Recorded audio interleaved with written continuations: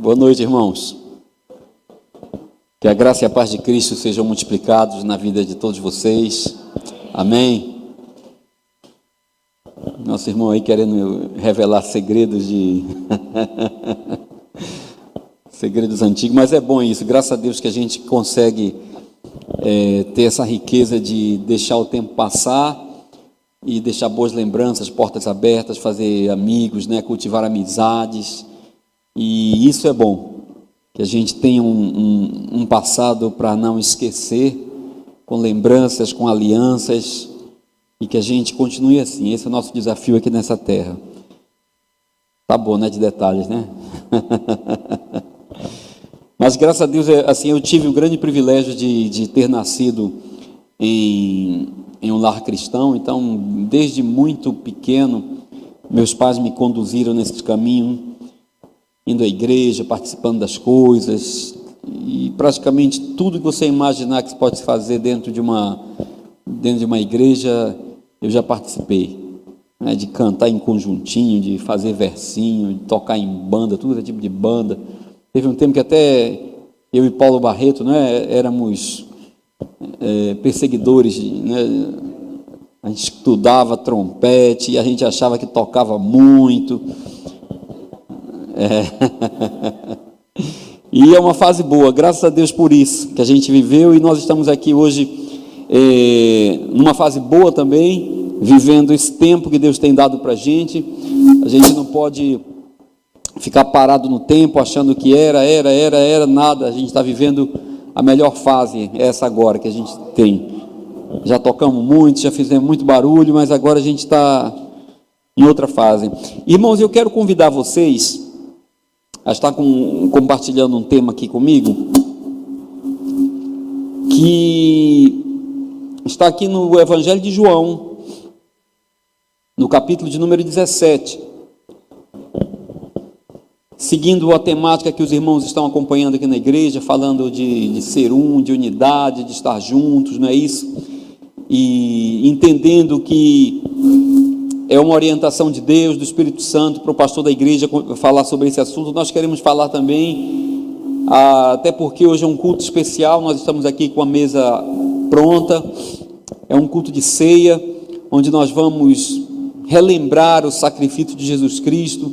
Nós vamos aqui levantar mais uma vez esse memorial, para que a nossa mente continue sempre avivada em relação ao compromisso de Deus conosco, ao projeto de Deus para a nossa vida, aquilo que Ele tem para a nossa vida, e que Jesus disse que nós deveríamos fazer isso até que Ele voltasse, para que a gente pudesse ficar sempre lembrando de que nós somos especiais, de que Deus tem um plano especial para a nossa vida, que envolveu todo o universo, que envolveu toda a existência, que envolveu o seu Filho, para que hoje nós estivéssemos aqui.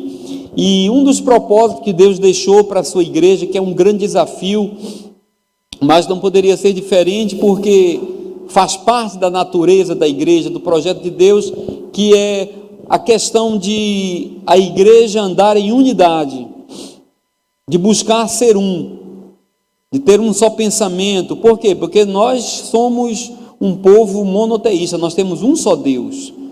E Jesus Cristo, antes de partir, antes do seu sacrifício, é o que nós vamos ler um trecho aqui no Evangelho de João, narrado por João, ele ora a nosso respeito, e a respeito especificamente desse assunto que vocês estão tratando aqui já há algumas semanas, falando a respeito de unidade.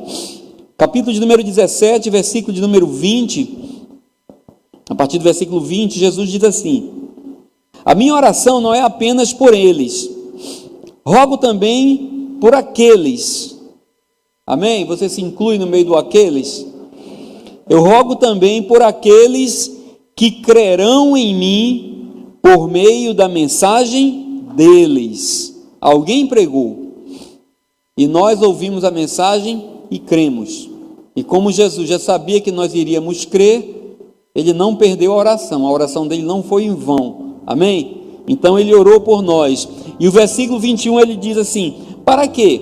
Para que todos sejam um, Pai, como tu estás em mim e eu estou em ti, que eles também estejam em nós, para que o mundo creia que tu me enviastes. Então, uma oração que Jesus estava fazendo aqui, muito direta, muito específica nesse trecho da oração, orando por um povo que nós sabemos quem é, somos nós, e orando a respeito de um assunto que é muito claro, a respeito de unidade. O que Jesus estava querendo aqui, orando, pedindo, para que nós entendêssemos, vendo essa oração, de que o propósito de Deus, que o objetivo de Deus para o homem, o projeto que Deus tem para o homem não é um projeto distante. Ele quer manter conosco a mesma relação que ele mantinha com quem? Com Jesus.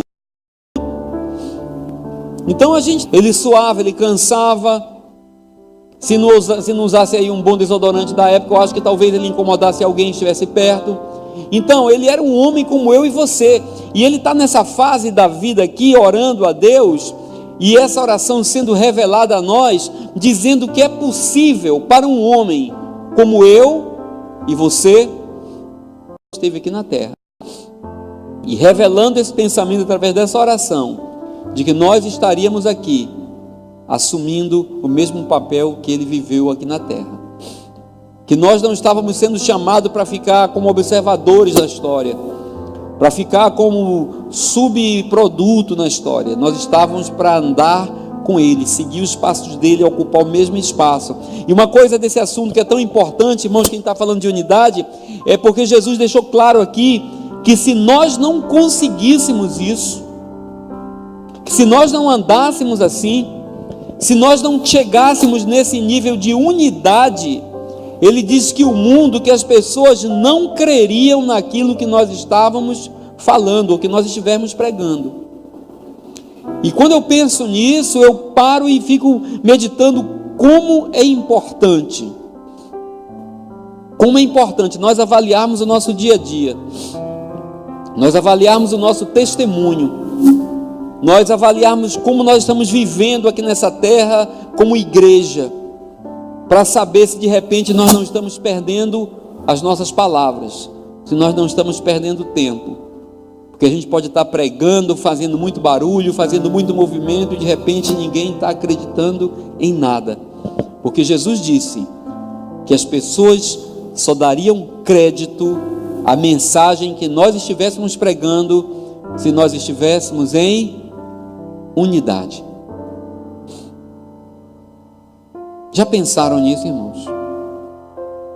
Então muitas vezes nós pensamos que, e hoje é um bom dia para pensar nisso, é um culto de ceia, nós vamos sentar na mesa. Às vezes a gente pensa que porque nós conhecemos a verdade, porque nós temos assim, somos detentores do conhecimento da verdade, nós sabemos de tudo que tem na Bíblia, conhecemos as Escrituras, por um motivo ou por outro, a gente resolve se apartar e acredita que consegue seguir sozinho no Evangelho. A gente acredita que unicamente com a verdade nas mãos, guardando isso aqui, pregando isso aqui, ensinando isso aqui, a gente consegue êxito na vida cristã, consegue êxito no caminho do Evangelho. Jesus está dizendo que não. Amém? Por quê? Porque o Evangelho não é para isso. Deus não formou o homem para que o homem pudesse viver em uma individualidade, para que ele pudesse viver separado, para que ele se isolasse. Um dos grandes males hoje que a gente vê no meio da igreja, ou talvez rodeando a igreja, ou no ambiente, ou nesse mundo de igreja, é o sectarismo. Alguém que entende que é detentor da verdade, conheço a verdade, e ele ainda diz que porque conhece a verdade o liberta. E ele confunde liberdade com separação. Ele acredita que se libertar é se apartar do irmão, e acredita que unicamente seguindo, pregando essa palavra como verdade, ele consegue andar sozinho, e acredita que vai chegar em algum lugar. Jesus disse que não. Porque esse caminho chamado Jesus não é um caminho para ninguém andar sozinho. Amém? Deus não nos fez para isso, irmãos. Deus não nos preparou para isso. O que Deus fez com o homem, preparou o homem para que o homem vivesse em um ambiente chamado ambiente de comunhão. Por que nós estamos aqui hoje à noite? Por que nós não estamos em casa? Se Deus está em todos os lugares, se Deus está nos corações, se Deus conhece tudo, eu poderia cantar uma música em casa, você cantava a sua música na sua casa, cada um cantava a música na nossa casa, e Deus é Deus suficiente para ouvir a todos nós. Mas por que nós estamos aqui? Porque não faz sentido adorar a Deus sozinho.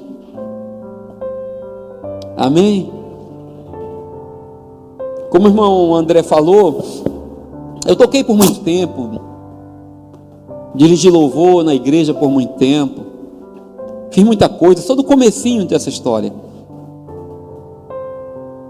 não é? Só do comecinho dessa história, quando começou esse movimento de louvor e adoração, das pessoas saírem daqueles hinos chamados tradicionais e virem para esse movimento congregacional, eu sou do começo de tudo isso, aprendi tudo isso, lá no comecinho. E eu lembro que a gente falava uma coisa que talvez ainda hoje se fale, que a gente dizia assim: olha, agora você, irmão, esquece quem está do teu lado, esquece todo mundo e entra na presença de Deus, porque é só você e Ele. Eu fiz isso muitas vezes. É só esquece. Aí depois, quando eu venho ver que Deus nos chamou para uma comunhão, eu comecei a entender que Deus, ninguém entra na presença de Deus sozinho. Que Deus nos chamou para sermos um corpo, e é esse corpo que está diante dele. Outra agenda é você com eles, ou é você com cada um deles. Mas Jesus aqui começou, irmãos, a montar uma cadeia. Ele disse: eu contigo, você em mim e eles conosco. É muito difícil, tijolos, não de bloquinhos, não de coisa pré-moldada, não de coisa assim totalmente simétrica. Ele fez uma igreja com pedras. Amém? Onde estão as pedras da igreja de Jesus? Hein, irmãos? Tem alguma pedra aqui? Não tijolos mortos, estáticos, parados, uniformes, sem graça, cinzas, fácil de confundir um com o outro. Ele disse que a igreja dele, aí que é complicado. Você deixa ela quietinha aqui, vai ter de outro, quando volta ela não está mais. Já imaginaram isso, irmão? A gente tenta encostar num, mas não encaixa. A gente tenta fazer amizade com um, não dá certo, é tudo diferente, é cheio de ponta. E a gente coloca um monte de desafio, mas Jesus disse: é exatamente assim, é com esse tipo de material, é essa construção, é dessa maneira que eu vou edificar a minha igreja. E ele ainda disse mais, ele disse: e todo mundo que vai edificar a minha igreja, esse monte de pedra, eles vão ter que andar em unidade. Por isso que eu digo, então a gente tem que quebrar logo um grande paradigma que tem na nossa cabeça, que nós aprendemos na sociedade. Unidade não tem nada a ver com forma. Amém? Não tem nada a ver com igualdade. É mais fácil ou é mais difícil, irmão? Então a gente aqui, por quê? Porque quando Jesus fala disso, ele está falando da edificação de um corpo.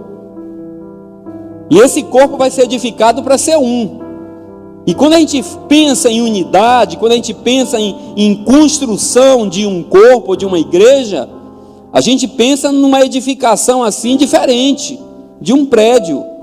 A gente que vai lá para procurar qual é o método mais rápido de construção. Cadê os engenheiros presentes? É pré-moldado, é forma, o que é? Jesus não está preocupado com isso. Então, quando a gente fala de unidade, a gente associa logo a ideia de forma.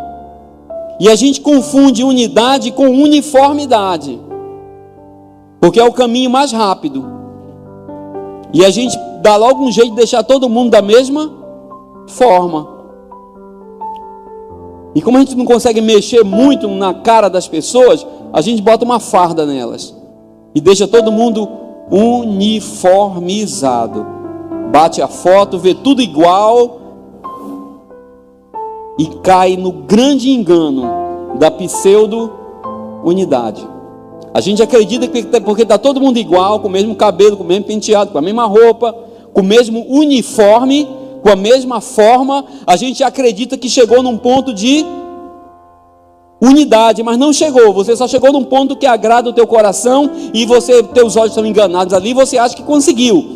Mas a unidade que nós estamos vendo aqui, que Jesus falou, que nós deveríamos ser, ela não tem nada a ver com forma. Você vai continuar da forma que você é, porque quando ele fala de unidade, ele fala de uma conversão de consciência. Eu não vou ser igual a Paulo, Paulo não vai ser igual a Maria, Maria não vai ser igual a João. Ninguém vai ser igual a ninguém. A gente não precisa cortar um cabelo para ficar igual a ninguém. A gente não precisa pegar o sotaque para falar igual ao outro. Deus respeita tudo isso, Ele nos quer assim, mas nós temos que aprender a renovar a nossa mente, a nos convertermos a Deus, a nos convertermos à Sua Palavra, mudarmos o entendimento e sabermos que eu tenho que abrir mão do meu modo peculiar de pensar, da minha maneira peculiar de ser, da minha forma pessoal de ser, abrir mão de uma coisa que nós chamamos de eu. Para quê? Para poder nesse mesmo caminho andar junto com outro irmão que pensa diferente, que ora diferente, que canta diferente, que é todo diferente de mim, mas ele também entende que ele tem que se converter para que nós possamos andar juntos. A unidade que Jesus Cristo falou para a sua igreja não é uma uniformidade, irmãos, é uma unidade de pensamento, é uma unidade de propósito. Por isso que o apóstolo Paulo, quando ele falou sobre unidade, e trouxe como exemplo, o que ele podia trazer como exemplo? Ele podia trazer como exemplo uma parede.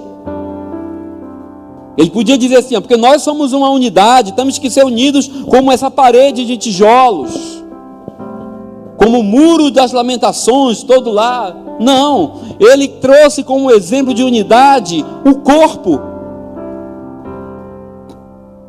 Amém?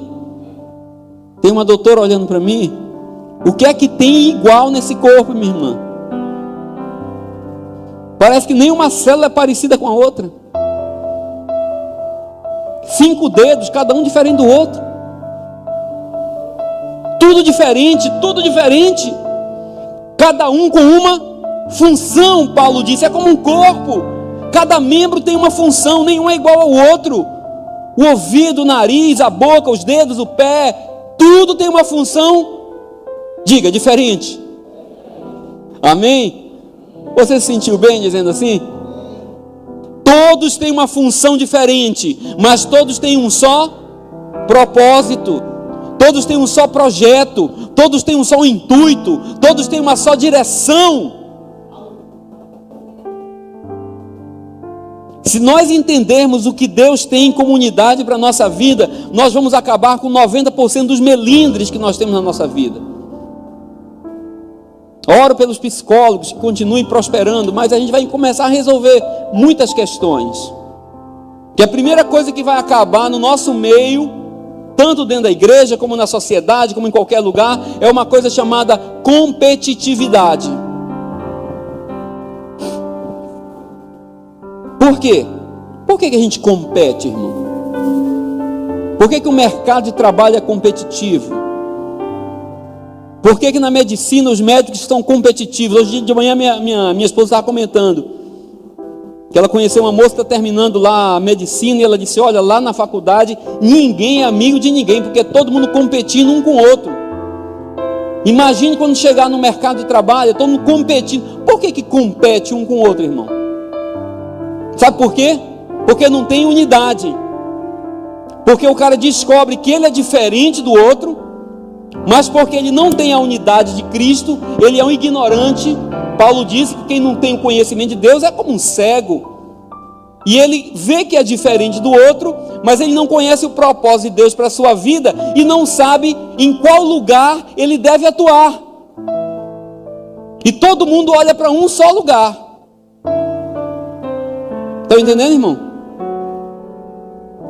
Lá no hospital todo mundo olha só para um lugar. Lá na universidade todo mundo só olha para um lugar que acredita que é o melhor lugar, que acredita que é o pódio, que é o topo. Estão entendendo, irmão? Na igreja todo mundo olha para um lugar só. Sabe por quê? Porque ainda não entendemos o que Deus diz quando fala de unidade. Buscarmos entender, como Paulo falou, que mesmo sendo muitos, diferentes, com funções diferentes, cada um temos uma função específica dentro do corpo de Cristo. De repente você vê nessa edificação da igreja uma pedra grandona, bonita, forte lá, vistosa. Todo mundo quer bater selfie lá com ela. Não é assim? Mas é uma edificação de pedras, irmãos. Quem sabe o lugar de cada uma, quem é? É o construtor, ele coloca cada uma no seu devido lugar. E aquela pedra enorme, gigante, de repente está assim, apoiada numa pedrinha pequena, lá embaixo. Quem nunca assistiu aqui desenho animado do Papaléguas? Quem lembra Papaléguas? Não é? Estava lá e na hora que o bip-bip ia passar, aí o coiote ia lá, tirava uma pedrinha bem pequenininha, tuque. E quando ele tirava aquela pedrinha, uma pedra grandona, começava a rolar na montanha. Quem estava sustentando a pedrona grande era a pedrinha pequena, irmão. Quantas vezes você orou a Deus e disse: oh Deus, como eu quero ser uma pedra grande. Você tem a sua função. Busque o projeto de Deus para a sua vida. Busque revelação de Deus para a sua vida. Busque o que Deus tem para a sua vida. Diga: Deus, me mostra o lugar onde eu tenho que atuar no teu corpo. Me mostra o lugar onde eu tenho que atuar na igreja. Me mostra o lugar onde eu tenho que atuar na sociedade. Me mostra, Deus. Porque eu não quero andar estressado, eu não quero pisar em ninguém, eu não quero machucar ninguém, eu quero cumprir o teu projeto, eu quero andar em unidade. Eu não quero estar brigando por vaga, por lugar. Não, Deus, eu quero que você me mostre o meu lugar. O meu lugar. Aí no mundo corporativo, no mundo empresarial, a gente está lá, se esforça, quando acha que quer alguma coisa, e chega e diz assim, o cara diz assim: olha, aqui não tem ninguém insubstituível. Quem já ouviu isso? Pode ir embora, pode ir embora. É um operador, é um diretor, é um gerente, é um vendedor, a fila está ali. Por quê? Porque a vaga que tem lá é uma vaga, um quadradinho, tem um perfil lá, tem o brief lá da vaga. Você quer essa vaga? O que é que a gente faz, hein? Hein, irmão? A gente corta cabelo, a gente faz barba, a gente troca de roupa, a gente se encaixa naquele perfil, não é assim? Para poder se encaixar no mercado. Por isso que o cara está dizendo: olha, aqui não tem problema não, a vaga está aqui, quem quiser se encaixa no perfil. Então qualquer um aqui pode se encaixar. E eu já ouvi gente dizer isso dentro da igreja. Tá gostando não, menino? Vá-se embora, porque tem outro. Aqui ninguém é substituível. Parece que na igreja de Jesus não tem nenhum lugar igual ao seu. Porque não é um monte de tijolinho, não é bloquinho pré-moldado. São pedras vivas. Que é esse construtor que sabe onde colocar cada uma delas. Então, irmão, se você está num local que Deus colocou você, como o Rai falou aqui, foi Deus quem te colocou, acabou, não tem mais consultoria, não tem mais dúvida, não pergunta para ninguém, não chega lá: pastor, quero falar com você, o que é? Não, porque Deus me colocou ali, e lá não sei se é porque não está muito bom. Foi Deus que te colocou, irmão, não conversa comigo, não perde teu tempo nem o meu, porque o melhor lugar que você tem que estar é ali. Amém? Ali naquele lugar. Não tem shopping center, não tem uma conveniência, não tem um McDonald's, não tem nada por perto. Mas quem foi que te colocou? Foi Deus. Ele manda corvo, Ele manda passarinho, Ele dá o jeito dEle. Foi assim que Ele fez no passado. Deixou a história para a gente ler, para ver. Então o que é que nós precisamos entender, irmãos? Que nós temos que entrar nesse modo de pensamento para termos uma unidade com o corpo de Cristo. Como Jesus Cristo não quis ser ninguém. O que é que estão dizendo de mim? Estão dizendo que tu és Jeremias. Rapaz, tem gente que diz que tu és... Naquele tempo não tinha Facebook, não tinha Instagram, não tinha nada disso, não tinha fotografia. Então você era aquilo que você dizia que era. Não tinha como contestar, como olhar no Google. Está entendendo? O que é que estão dizendo? Estão dizendo que você é Isaías. Ele podia, poxa, legal, Isaías é um cara famoso. De repente posso dizer que eu sou aqui o Isaías. Não é assim? Mas ele diz, o que é que vocês acham que eu sou? Qual é a experiência que vocês têm comigo? Quando Pedro disse quem ele era, ele disse, é isso mesmo. É isso aí. Eu sou o Cristo que veio ser pão para vocês. Eu sou o Cristo enviado por Deus. Sim, Pedro, é isso aí. Onde é o meu lugar? O meu lugar é num lugar alto, chamado Monte do Calvário. Onde é que eu vou ficar? Num lugar chamado cruz. No universo inteiro, no mundo inteiro, com todos os metros quadrados que existem, com todos os lugares possíveis. O lugar de Jesus Cristo era onde? Na cruz. Não poderia ser outro lugar. Porque esse era o projeto, esse era o plano, esse era o propósito. Pedro, você acertou, Pedro. E como eu sei que você é tapadinho, eu sei que isso não veio de você. Foi Deus quem colocou isso no teu coração. Revelar quem eu sou e qual o meu lugar dentro desse projeto. Amém? Era um lugar bom, irmão? Hein, irmão? Era um lugar bom? Como que não era? Esse era o lugar que Deus escolheu.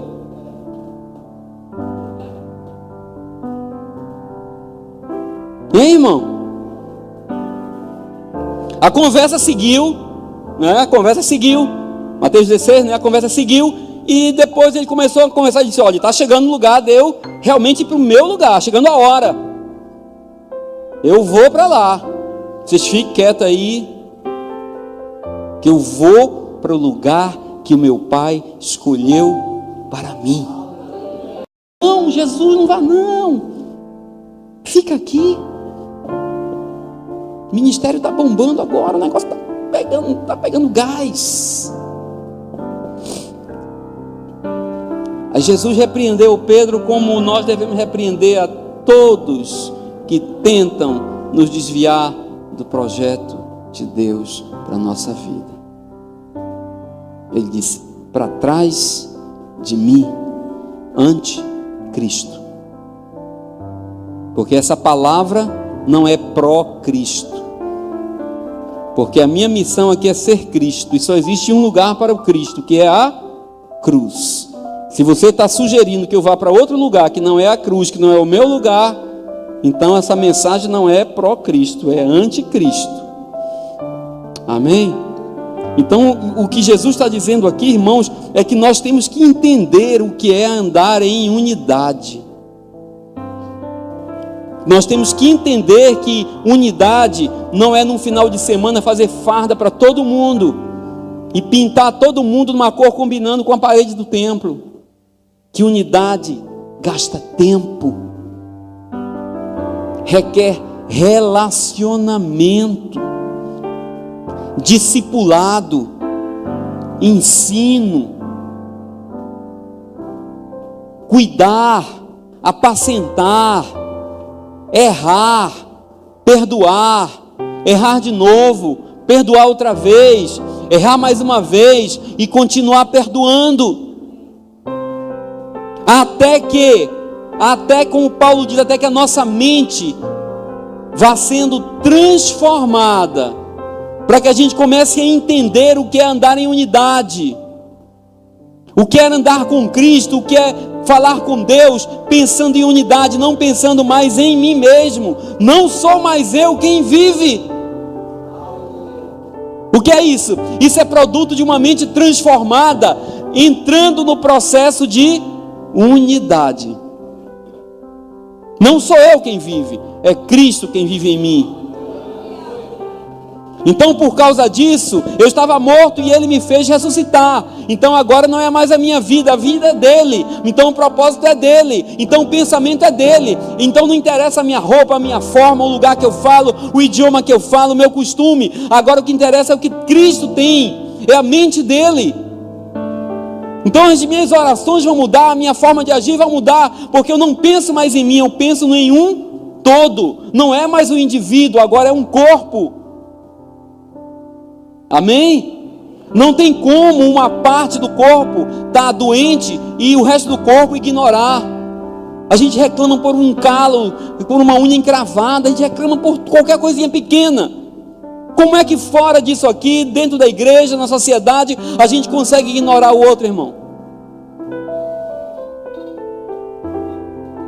Amém? Por isso que Jesus orou também, ele disse: ó Pai, deixa eles aí no mundo, não tira eles não. Não tira eles não, porque eles têm que aprender o que é viver em unidade. Paulo aprendeu um pouco, lá em 2 Coríntios, no capítulo de número 1, ele fala sobre isso, quando ele passa por dificuldade, problemas, e ele diz que existe um Deus chamado um Deus de consolação, que no meio da dificuldade, do problema, das broncas, esse Deus vem e consola. Amém? Quem já orou aqui pedindo para se livrar das broncas, das tribulações, dos problemas? Aí Paulo diz que esses problemas que vêm sobre a nossa vida, essas dificuldades que nos fazem muitas vezes perder o senso, pedir para morrer, ele diz que esse Deus de consolação nos consola. Ele não diz que resolve o problema. Ele não promete que acaba com todos os seus problemas. Não é um evangelho tabajara, todos os seus problemas serão resolvidos. Não, ele diz que ele promete consolo. Amém? E ele diz que com a mesma consolação que somos consolados, nós iremos consolar a outros. Deus está dizendo, o problema que tem na sua vida é para que você sirva de inspiração para outros que estão em uma situação menor do que a sua, inferior à sua, mais imaturos do que você, e eles precisam ver como é que se age. Eles precisam ver como é que um filho de Deus reage diante de uma crise, diante de uma dificuldade, diante de uma doença, diante de um momento de escassez. Somos destruídos, somos totalmente quebrados, mas a gente não é destruído. Perseguem a gente, as contas chegam, mas você não desanima. Então, Paulo está dizendo que são essas coisas que vão fazendo com que a gente coopere em unidade com o corpo de Cristo. Hoje de manhã eu estava falando com os casais na igreja, e eu estava falando mais ou menos sobre isso. Eu disse: quem aqui livra os seus filhos de todas as dificuldades? Quem é? Qualquer probleminha, qualquer dificuldade na sua casa, você vai tirando da frente do seu filho. Quem é, irmão? Alguém faz isso aqui com os filhos? Alguém faz? Não? Por que você não faz?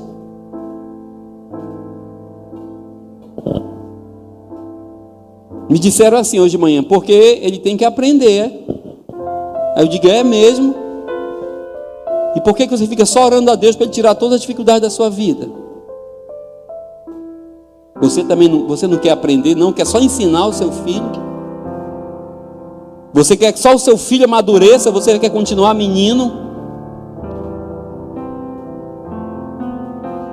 Lá em casa eu tenho essa de 15, linda, e tem outra de 9. Algumas coisas são toleradas, mas alguns desafios têm que ir começando a aumentar. A minha pequena diz assim: eu não gosto disso, mas eu não quero fazer isso. Eu digo: minha filha, quanto mais o tempo passa, mais aumenta a sua lista de coisas que você não gosta de fazer e tem que fazer. Amém? Amém, irmã? Vai nascer um bebezinho aí, né?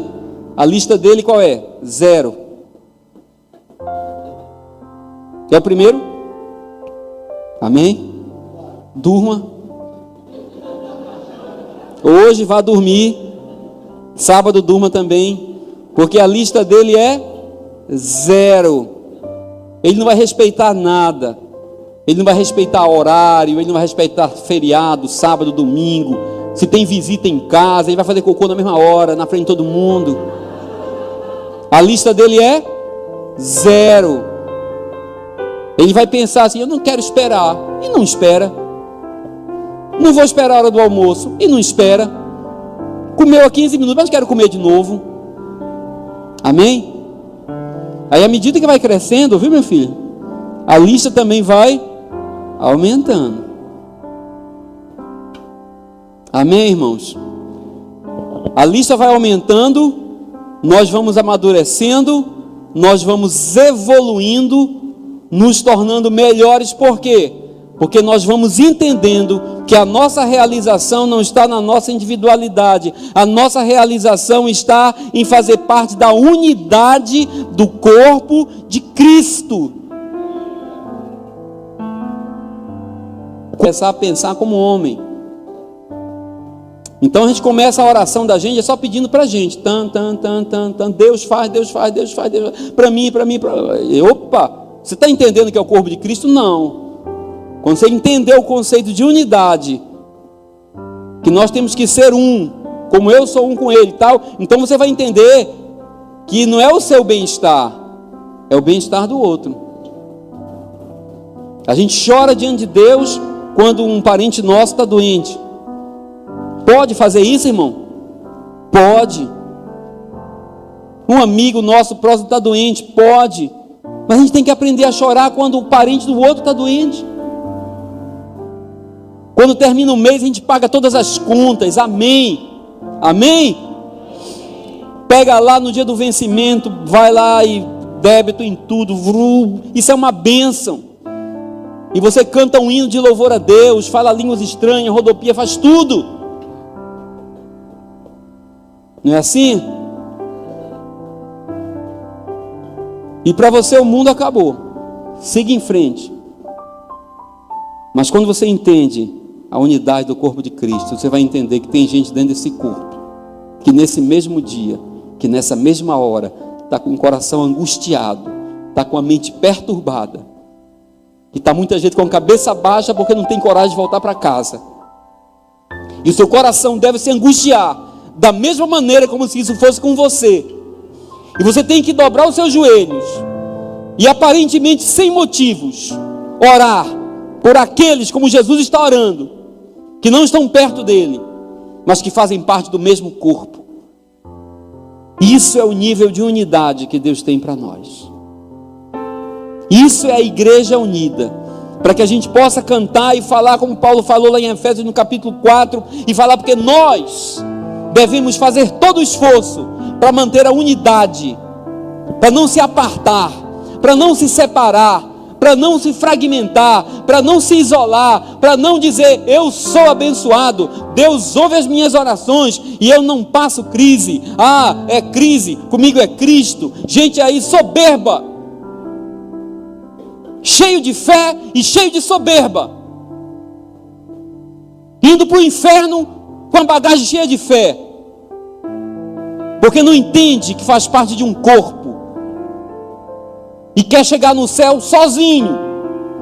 E quando chegar lá, não vai ter com quem conversar, não vai ter com quem compartilhar, não vai ter com quem falar, e esse céu dele vai se transformar no inferno. Porque Paulo nos ensinou que uma forma da gente se encher do Espírito Santo é conversando com os irmãos, é tendo relacionamento, é trocando experiência, é dizendo eu estou bem e eu estou ruim, vamos fazer junto, para a gente chegar junto. Porque a caminhada para Cristo, a caminhada que nós estamos seguindo com Cristo, irmãos, não é uma corrida, não é uma disputa, não tem pódio lá no céu esperando o primeiro, o segundo e o terceiro. O desafio da caminhada é que, como Paulo falou lá aos Romanos, que os mais fortes diminuam o passo, que aqueles que sabem mais baixem a bola, que aqueles que estão em pé tomem cuidado e fiquem preparados para dar suporte àqueles que estão caindo. Porque o desafio da caminhada é que todos cheguem juntos. Amém? Por que chegar junto, irmão? Porque somos um. Amém? Somos um. Somos um. Só tem um troféu, mas esse troféu tem lugar para a mão de todo mundo. E se um for deixado para trás, todos perderam. Por isso Jesus, quando nos ensinou a orar, Ele disse que o Pai era nosso. Amém? Se o Pai é nosso, o pão também é nosso. Você não pode orar, Pai nosso, meu pão. Amém? Não faz sentido. Porque Ele não ensinou uma oração, Ele ensinou como orar. E Ele disse: o Pai é nosso. Quem é o dono do pão? O Pai. Se o Pai é nosso, o dono do pão é o Pai. Eu estou no Pai, o Pai está em mim, nós estamos juntos. Então, se o Pai é nosso, o pão também é nosso. Não podemos orar e dizer: a minha bênção. O que mais complicou a igreja primitiva não foram os milagres, gente sendo curada, o paralítico andando, os cegos vendo, nada disso. O povo já tinha visto isso. Sabe o que foi que complicou tudo? Quando eles disseram assim: porque nesta comunidade ninguém considera nada como propriamente seu. Porque ali havia a consciência de unidade. Não eram iguais. Não eram iguais. Uns tinham mais, outros tinham menos. Mas eles cumpriram o que a profecia dizia. Os vales eram elevados, os montes eram aplanados, e todos ficavam no mesmo nível. E o apóstolo Pedro ali disse algo que eu já falei algumas vezes, e eu nunca vi, ainda estou vendo se vou ver algum missionário, algum líder denominacional, mesmo das milionárias que a gente vê aí na televisão, dizer assim: nesta comunidade não existem necessitados. Que no dia que dissermos isso, é porque nós estamos em um nível ultra, hard, mega. Já saímos do nível iniciante da brincadeira. Estamos brincando como gente grande. Estamos brincando como filhos de Deus maduros. Estamos numa fase do jogo que poucos ousam chegar. Mas é isso que Deus quer de nós. E nós estamos preparados para isso. Por isso que por todos nós foi rasgado um único pão. Quando Jesus disse: este pão é o meu corpo que é partido por vocês. Façam isso. E lembrem do que eu fiz, para que um dia vocês possam ser um como eu sou com o Pai. Ele comigo e vocês conosco, para que aquilo que vocês venham a falar nesse mundo tenham crédito daqueles que escutam. Que Deus abençoe a vida de vocês.